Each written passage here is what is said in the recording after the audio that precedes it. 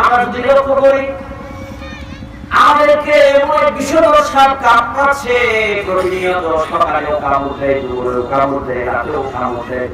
সেই সাপটার নাম হলো ইবলিস শয়তান। ঠিক কি না বলেন?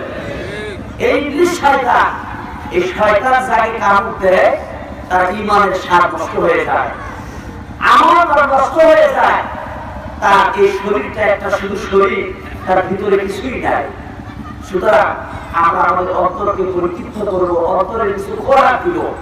সেই অন্তরের খোরাক ওই বাজার থেকে আপনি পাতাকপি, ফুলকপি, মিষ্টি কুমড়া এইগুলা দিয়া এই অন্তরকে পরিতৃপ্ত করতে পারবেন না। এটা খাবার আছে, খাদ্য আছে যেটা আমরা অনেকেই দিই না।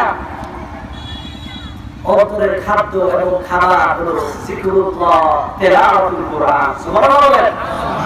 যেটা এই জিকিরের মধ্যে সেই মাহফিলে আলোচনা হচ্ছে। সুবহানাল্লাহ। ভাইরা বন্ধুরা আমার, আল্লাহর হাবিব সাল্লাল্লাহু আলাইহি ওয়াসাল্লাম বলেছেন, যাকাতুল ঈমান মান রাদিয়া বিল্লাহি রাব্বান ওয়া বিল ইসলামি দীনা ওয়া বি মুহাম্মাদিন সাল্লাল্লাহু আলাইহি ওয়াসাল্লাম রাসূলা। সাথে ঈমান সেই পাবে যার কাছে তিনটা জিনিস দাবি মনে হবে। প্রথমত হলো মান রাদিয়া বিল্লাহি রাব্বা, যে ব্যক্তি আল্লাহকে রব হিসেবে পাওয়ার পর সন্তুষ্টি, যে ব্যক্তি প্রথমত আল্লাহকে আল্লাহ বলে পাওয়ার পর, রব হিসেবে পাওয়ার পর তৃপ্ত, যে সন্তুষ্টি যে অর্জন করতে পেরেছে। আমরা আমাদের আল্লাহকে রব হিসেবে পেয়ে খুশি না বেজার?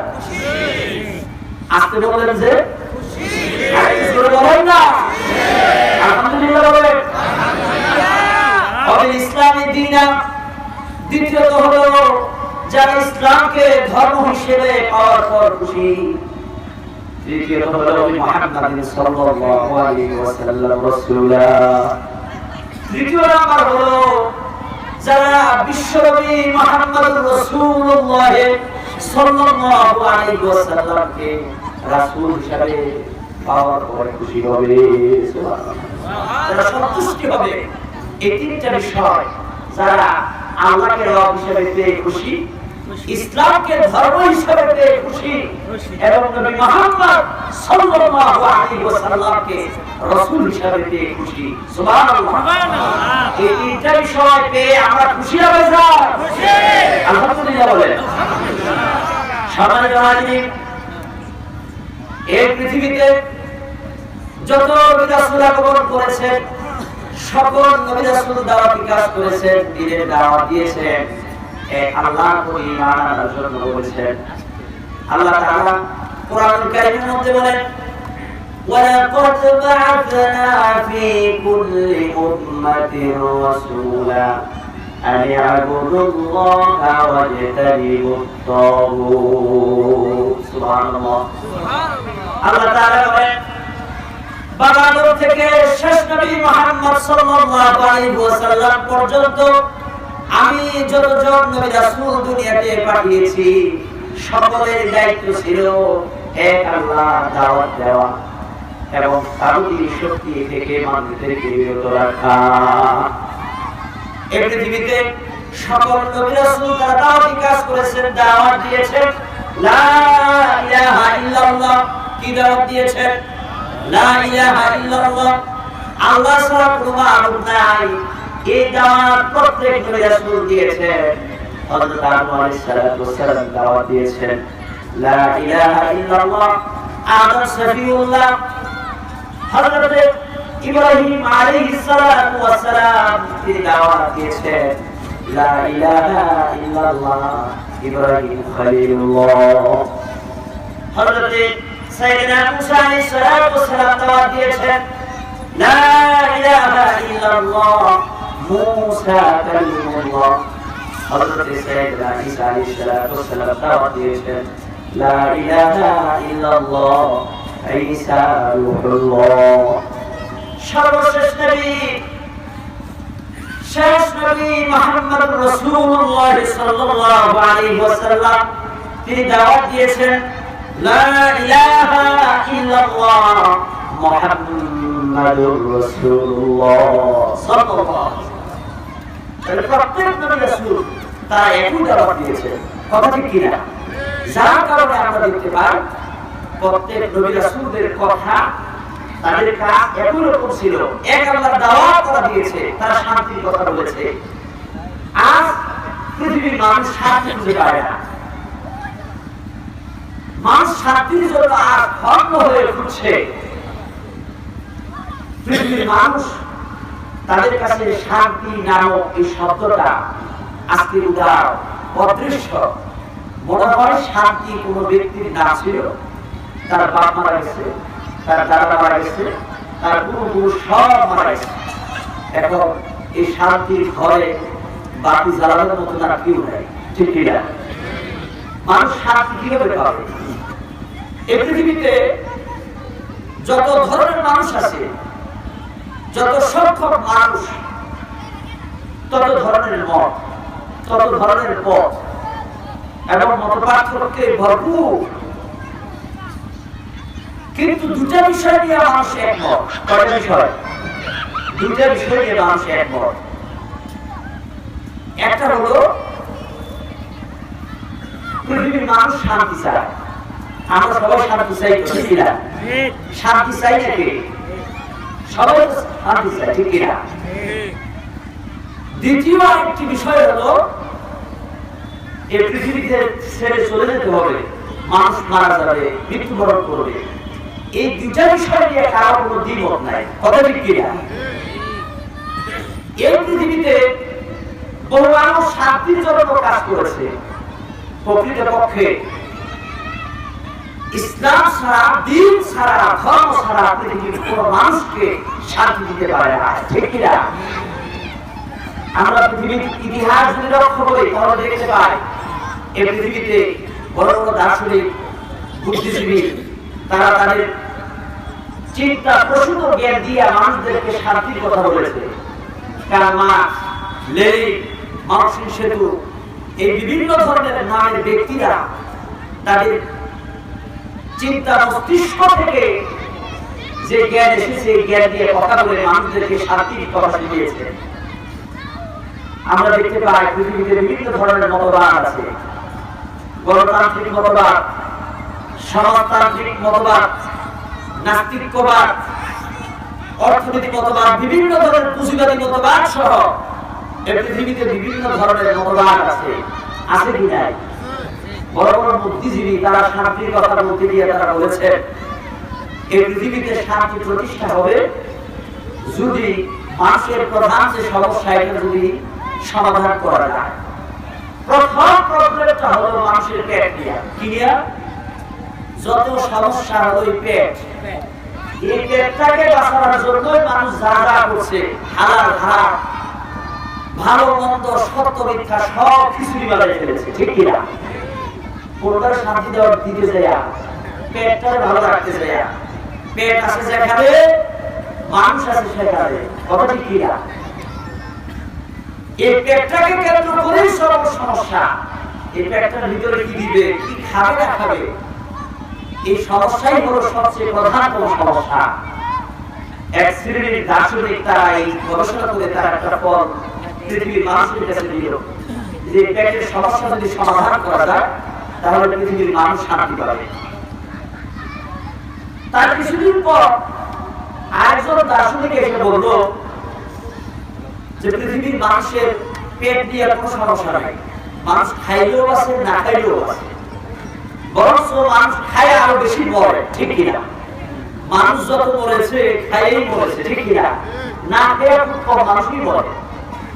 সুতরাং খাবার একটা সমস্যা না, মানুষের প্রধানতম যে সমস্যা সেটা হলো যৌগিক চাহিদা, সেক্সুয়াল পাওয়ার। এটাকে যদি কন্ট্রোল করা যায়, নিয়ন্ত্রণ করা যায় তাহলে পৃথিবীতে শান্তি আসবে। আজকে যে ঘরে বাইরে সংসারে সর্বত্র যে সমস্যা, মারামারি, এটার অন্যতম কারণ নারী ঘটিত বিষয়, ঠিক কিনা? আপনারা বলেন নাকি? কথা সত্য কিনা? বর্তমান সময়ে যত ধরনের অপকর্ম, অন্যায়, জেনা, অশ্লীলতা, ভয়াবহতা, যত যা কিছু এগুলো সব নারী গঠিত। এই মানুষের যৌবিক চাহিদার কারণেই হচ্ছে। তো কিছু দার্শনিক তারা গবেষণা করে দেখলে এটা যদি সমাধান করা যায় তাহলে পৃথিবীর মানুষ শান্তি পাবে। তার কিছুদিন পর একজন এসে বলতেছে যে মানুষের তো কোনো সমস্যাই থাকার কথা না, কিসের পেট আর কিসের যৌবিক চাহিদা। আরে ভাই, মানুষ তো মানুষই না, মানুষ তো আসে বানর থেকে, মানুষ তো মানুষই না। সুতরাং মানুষের আবার কিসের সমস্যা, কিসের পেট আর কিসের যৌবিক চাহিদা, এগুলো কোনো সমস্যাই না। ঠিক কি বলেন? তাহলে একজন একক ধরনের মতবাদ তারা প্রতিষ্ঠা করতে চেয়েছেন শান্তি প্রতিষ্ঠা করতে গিয়ে, কিন্তু সত্যিকার অর্থে পৃথিবীর মানুষ শান্তি পায় না। শান্তি যদি পেতে হয় তাহলে ফিরে আসতে হবে ধর্মের কাছে, ফিরে আসতে হবে বিশ্বনবীর আদর্শের কাছে। ঠিক কি না বলেন? আজ পৃথিবীর মানুষ যদি বিশ্বনবীর আদর্শে আদর্শবান হয় তাহলে সমগ্র পৃথিবীতে শান্তি প্রতিষ্ঠা হবে। ঠিক কি না বলেন? সম্মানিত সুধী, বিশ্বনবী মুহাম্মদ রাসূলুল্লাহ সাল্লাল্লাহু আলাইহি ওয়াসাল্লাম সেই শান্তি প্রতিষ্ঠার জন্য এই পৃথিবীতে এসেছেন, পৃথিবীর মানুষকে সঠিক পথ দেখিয়েছেন। একটা মানুষ কোন পথে চললে শান্তি পাবে, দুনিয়াতে কামিয়াবি হবে, আখিরাতেও সফলকামী হবে। সেই পথ শুরু হয়েছে দুনিয়ায় আর শেষ হয়েছে জান্নাতে। আল্লাহর হাবিব জনাব মুহাম্মদ রাসূলুল্লাহ সাল্লাল্লাহু আলাইহি ওয়াসাল্লাম তিনি এই পৃথিবীতে আগমন করেন অনেক দুর্যোগময় মুহূর্তে, যখন পৃথিবীতে অত্যাচারের তাণ্ডব চলছিল, অত্যাচারের জীবন যখন সম্প্রসারিত হচ্ছিল, বিশ্ব মানবতা যখন মুক্তির জন্য ত্রাহি অপরে কাটছিল, এমন একটি দুর্যোগময় মুহূর্তে এই পৃথিবীতে আগমন করে শান্তির বার্তা বাহক বিশ্বনবী জনাব মুহাম্মদ রাসূলুল্লাহ সাল্লাল্লাহু আলাইহি ওয়াসাল্লাম তিনি পৃথিবীতে আসলেন এক পরশ পাথর নিয়ে। যে পরশ পাথরের সংস্পর্শে যত মানুষ এসেছে প্রতিটা মানুষ স্বর্ণে রূপান্তরিত হয়ে গেছে। যে মানুষগুলা ছিল চোর আর ডাকাত, যে মানুষগুলা হাজারে চিন্তায় বিচারের মধ্যে লিপ্ত ছিল, পরশ পাথর কোরআনের সংস্পর্শে এসে সেই মানুষগুলা স্বর্ণে রূপান্তরিত হয়ে গেল। এমন রূপান্তরিত হলো যাদের সামনে আল্লাহ তাআলা কোরআনুল কারীমের মধ্যে আয়াত নাযিল করে দিলেন, রাদিয়াল্লাহু আনহুম ওয়া রাদু আনহু। আল্লাহ তাআলা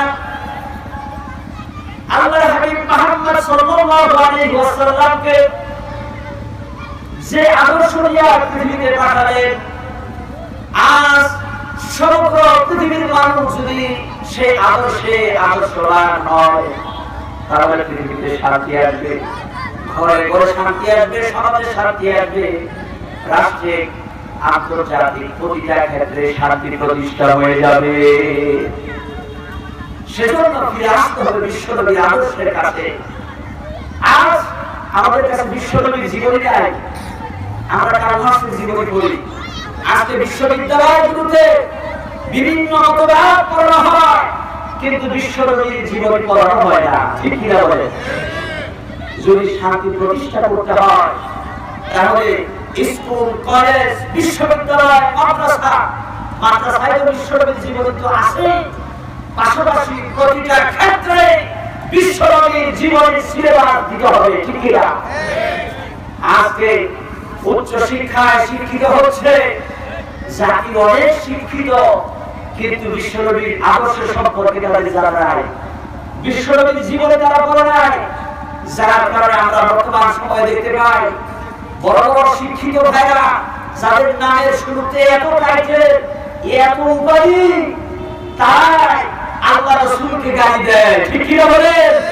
রাসূলের সামনে বেয়াদবি করে। তারা সাধারণ শিক্ষিত না, তারা অসাধারণ, তারা বড় বড় বুদ্ধিজীবী।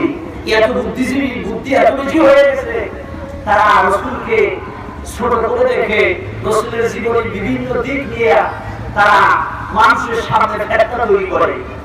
আজ উচ্চ শিক্ষিত মানুষগুলা বিপদগামী হয়ে যাওয়ার পিছনে কারণ একটাই, আজকে কোরআন সিলেবাস থেকে দূরে সরে থাকা, বিশ্বনবীর জীবন থেকে দূরে সরে থাকা। সম্মানিত হাজিরিন,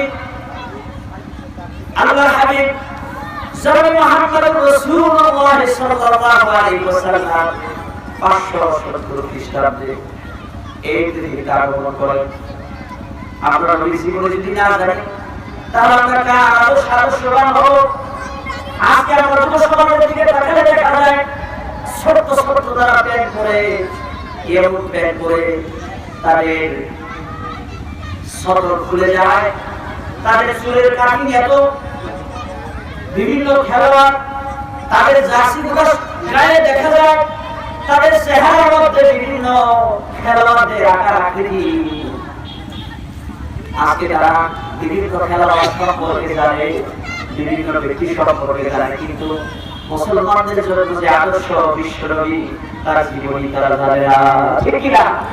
আজকে যদি তারা জানতো তারা নবীর আদর্শে রাসূল যেমন ছিলেন তার আদর্শকে আদর্শবান হতো। ভাইরা আমার, আল্লাহর নবী মুহাম্মদ সাল্লাল্লাহু আলাইহি ওয়াসাল্লাম সার্থ পৃথিবীকে সার্থ করার জন্য পৃথিবীতে এসেছিলেন 570 খ্রিস্টাব্দে। সেই সময়ের কথা যদি ইতিহাস যদি পর্যালোচনা করি তাহলে আমরা দেখতে পাই হিস্ট্রিক্যাল ব্যাকগ্রাউন্ড। হযরত ঈসা আলাইহিস সালামের এই পৃথিবী থেকে উঠে যাওয়ার পর থেকে দীর্ঘ 500 বছর পর্যন্ত পৃথিবীতে কোনো নবী রাসূল ছিলেন না, যার কারণে পৃথিবীতে মারামারি, কাটাকাটি, লুটতরাজ, জেনা, ব্যভিচার, বিভিন্ন ধরনের অপসংস্কৃতিতে সে ফেলেছিল। এমনকি ওই আমাদের দেশের বাদশা আব্রাহা ওই কাবাগর ধ্বংস করার জন্য প্রায় 60,000 বাহিনী নিয়ে রওনা হয়েছে। বিশ্বনবী আগমন করলেন পৃথিবীতে।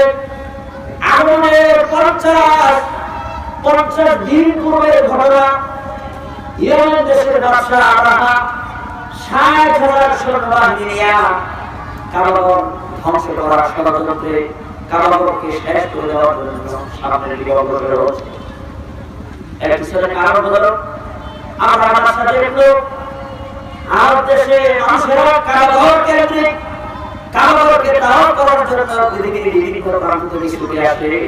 তারা যে অর্থনৈতিক ব্যবস্থা বানালো, আর এই ইরানের দেশে যদি একটা কাবাগরের প্রতিচ্ছবি হয়, কাবাগরের মতো একটা ঘর যদি আমরা তৈরি করতে পারি তাহলে মাসা বাইতুল্লাহ কাবাগরে যাবে না, মক্কায় যাবে না, সবাই আমাদের এখানে এই বাইতুল্লাহ এই ঘর দাওয়াত করবে। নাউজুবিল্লাহ, ইরান দেশের বাদশা আব্রাহা একটা ঘর তৈরি করলো এবং রেড অ্যালার্ট জারি করে দিল, কোনো মানুষ মক্কায় যেতে পারবে না। এই ইরান দেশে যে কাবাগর তৈরি হয়েছে এই ঘর দাওয়াত করতে হবে। নাউজুবিল্লাহ বলে। কিন্তু ইরান দেশের বাদশা আব্রাহা এই আদেশ কেউ পালন করছে না। কিছু যুবক এসে রাত্রেবেলা আব্রাহার বাদশার সেই ঘরের আশেপাশে মল ত্যাগ করে একেবারে ঘর নষ্ট করে দিয়েছে, নষ্ট করে দিয়েছে। আব্রাহার বাদশা দেখলো মক্কার ওই কাবাগর যদি ধ্বংস না করি তাহলে আমি ইরান দেশের এই কাবাগর এটা তাওয়াফ করতে কেউ আসবে না। 60,000 সৈন্যবাহিনী নিয়ে আব্রাহার বাদশা রওনা হয়ে গেল। এখন বর্তমান সময়ে আরাফা যেখানে অবস্থিত, আরাফা এবং মুজদালিফা এর মাঝখানে একটা জায়গা আছে, এখানে অনেক হাজী সাহেবরা আছে কিনা, যে হাজী সাহেবরা এই জায়গার কাছে গিয়েছে। আরাফা এবং মুজদালিফার মাঝখানে একটা জায়গা আছে, সেই জায়গা পর্যন্ত যখন আব্রাহার বাদশা পৌঁছে গেল 60,000 সৈন্যবাহিনী নিয়ে কাবাগরকে ধ্বংস করার জন্য, আল্লাহ সুবহানাহু ওয়া তাআলা সে আব্রাহার বাদশাকে ছোট্ট একটা আবাদি পাখি দিয়া ধ্বংস করে দিলেন। তৎকালীন সময়ে কাবাগরের প্রধান ছিলেন নবীজির দাদা আব্দুল মুত্তালিব। তিনি দৌড়ে আসলেন আব্রাহার বাদশার কাছে। আব্রাহার বাদশা তিনি মনে করলেন কাবাগরের প্রধান যেহেতু আব্দুল মুত্তালিব আমার কাছে এসেছে, মনে হয় আমার কাছে কাবাগরকে ধ্বংস না করি। কিন্তু আব্দুল মুত্তালিব এটা বলতেছেন, আব্রাহার বাদশা আমি একটা আবেদন নিয়ে আসি। কি আবেদন? আমার আবেদন হলো আমার 200 তোমার বাহিনী কেন ধরে নিয়ে আসলো। আমরা বাদশাহ যদি হয়ে গেলে কাবাগরের প্রধান আব্দুল মুত্তালিবের জবান থেকে কথা শুনে আমরা বাদশাহ চিন্তা করেছিল মনে হয় আব্দুল মুত্তালিব বলবে কাবাগরে কেন আমরা কাবাগর দর্শনের জন্য কেন এসেছি, কিন্তু আব্দুল মুত্তালিব সেই ব্যাপারে কোনো কথা নাই। 200 কেন আমার ছোট ভাই নিয়ে আসলো এই প্রশ্নে নিয়ে আসে। আমরা বাদশাহ জিজ্ঞেস করলো আব্দুল মুত্তালিব তুমি কেন এই ব্যাপারে কোনো কথা বলছো না? কাবাগর তো আজকে আমরা আক্রমণ করবো, কাবাগর শেষ করে দিব, তোমার এই ব্যাপারে অনুমতি? আব্দুল মুত্তালিব জানিয়ে দিলেন ওটের মালিক হলো আমি আর কাবাগরের মালিক হলে স্বয়ং আল্লাহ। সুবহানাল্লাহ। কাবাগর নিয়ে আমার কোনো চিন্তা নাই, কোনো পেরেশান নাই। আমি হলাম ওটের মালিক আর কাবার মালিক কে বলেন? আল্লাহ। কাবার মালিক হলেন আল্লাহ সুবহানাহু ওয়া তাআলা। সুতরাং কাবাগর হেফাজত করার দায়িত্ব তোমার আমার না, আমি ওটের মালিক, সুতরাং আমার উটগুলোকে ফেরত দিয়ে দাও। এই হস্তি বাহিনী আল্লাহ সুবহানাহু ওয়া তাআলা ওই জালেমকে এমন ভাবে শিক্ষা দিয়ে দিলেন